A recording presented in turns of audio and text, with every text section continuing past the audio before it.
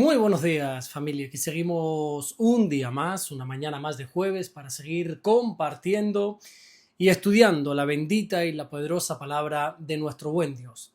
Vamos a detenernos en el versículo 60 del Evangelio de Mateo, capítulo 26, que así nos dice la palabra del Señor.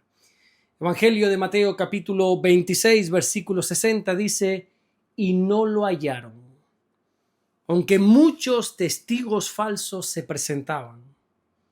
Pero al fin vinieron 2 testigos falsos. Ayer miércoles veíamos cómo toda la cúpula religiosa formada, por los principales sacerdotes, por los ancianos y por todo el concilio, se habían reunido para buscar un falso testimonio en contra de Jesús y así poder entregarlo a la muerte. Pero ahora Mateo nos dice algo sorprendente, y es que no lo hallaron. Oye, por más que ellos buscaron y buscaron, no lograron encontrar ni una sola acusación válida contra el Señor.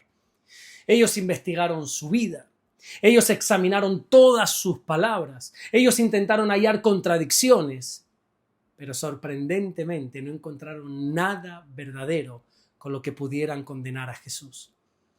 No encontraron un testimonio suficientemente sólido, coherente, creíble, para poder así presentar una acusación contra el Señor. Y creo que esto nos revela, en primer lugar, la perfecta y absoluta inocencia del Señor. La Biblia dice en la carta a los Hebreos, en el capítulo 4 y en el versículo 15, que Jesús fue tentado en todo, según nuestra semejanza, pero sin pecado. El apóstol Pedro, en la primera carta que escribe allí en el capítulo 2 y en el versículo 22, dijo que Jesús no hizo pecado y nunca se halló engaño en su boca.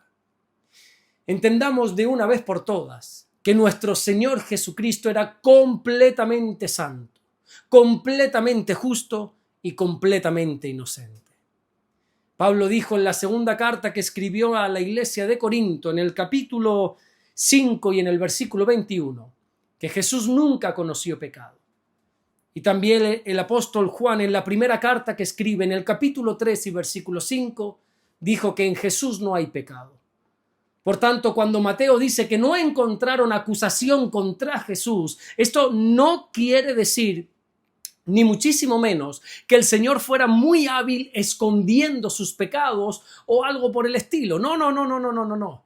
Sino que ellos no encontraron nada contra él porque no había ningún tipo de culpa en él. Nosotros tenemos que reconocer que todos hemos pecado, ¿verdad que sí? Cada uno de nosotros hemos pecado en más de una ocasión y hemos intentado ocultarlo. Pero Jesús no necesitaba ocultar nada.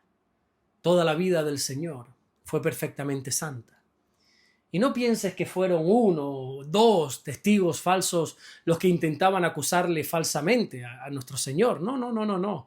Aquí Mateo nos dice en este versículo 60 que muchos testigos falsos se presentaban.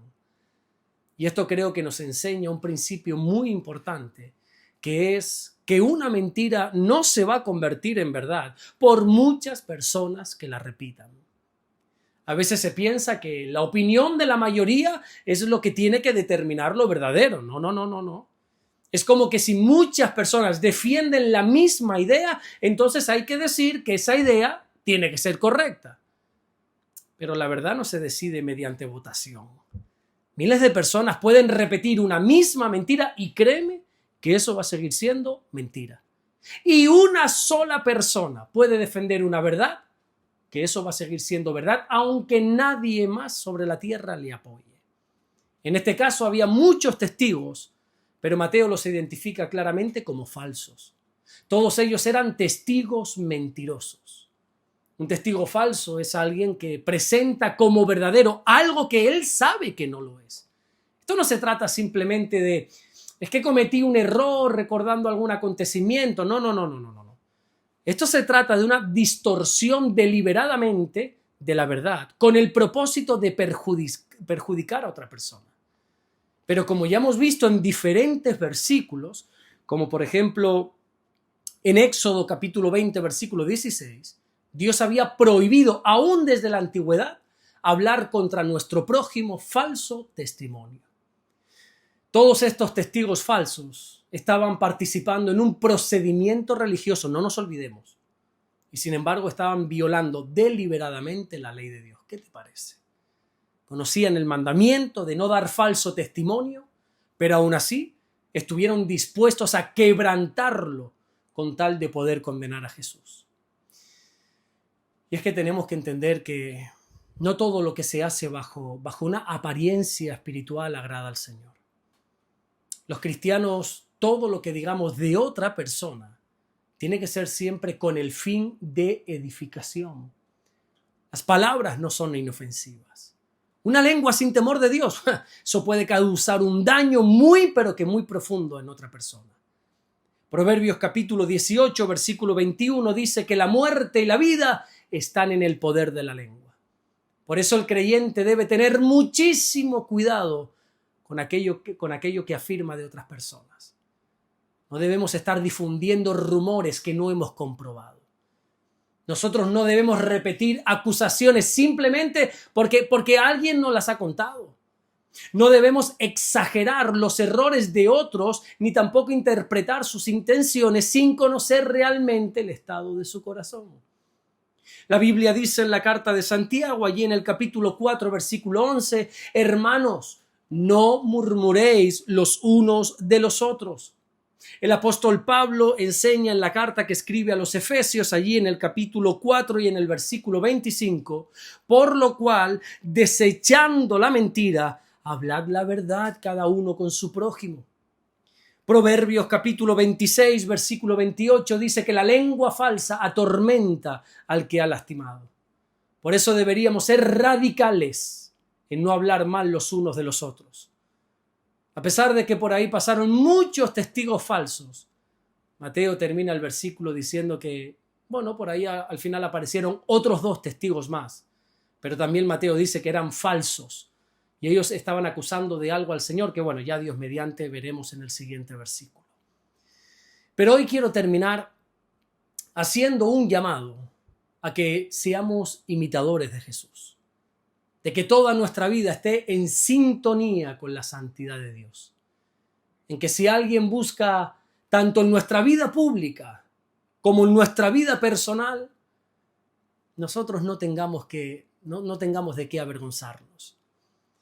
La Biblia dice en la primera carta que Pablo le escribe a los tesalonicenses, allí en el capítulo 4 y en el versículo 3, que la voluntad de Dios para nuestra vida es nuestra santificación. Por eso, hermano mío, trabajemos arduamente en ser más santos cada día como lo es nuestro Señor Jesucristo. Amén. Vamos a orar en esta mañana y vamos a darle gracias a nuestro Dios. Señor, te damos las gracias porque tú eres bueno. Gracias porque tu misericordia son nuevas cada mañana. Gracias de verdad, Señor. Gracias por permitir que un día más vengamos delante de ti. Ayúdanos, Señor, a que toda palabra que salga de nuestra boca sea necesaria para la edificación de los demás.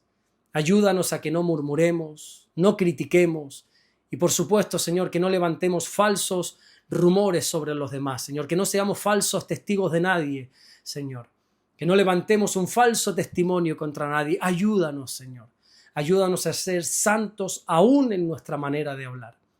Gracias, Señor, te damos por todo lo que estás haciendo y gracias por todo lo que vas a hacer en el nombre bendito de Jesús. Amén y amén. Que Dios te bendiga. Nos vemos mañana viernes, Dios mediante, para seguir compartiendo la palabra del Señor. Dios te bendiga.